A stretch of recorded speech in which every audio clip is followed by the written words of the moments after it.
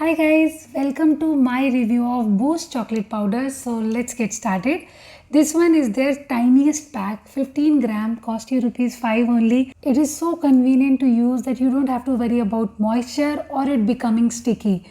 Boost is a malt based food drink. Basically it has barley, wheat and millet, and then there is cocoa powder, wheat flour, milk solid, which is enriched with the essentials, vitamins and mineral. So here is the complete list of Boost nutritional value per 100 gram. So you can have it with hot milk or cold milk, your choice. It is very useful for those children who doesn't like milk taste at all. So it gives rich chocolatey flavor which many users find enjoyable and kids love it. Also the sugar content is low in comparison with similar brands and flavor wise it's best in its category. I am comparing Horlicks, Bournvita and Complan. But please don't think that it will increase your height or make you more healthy.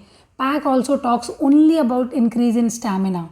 So if you are the one who can't bear milk khushbu, have this for its taste and smell purpose.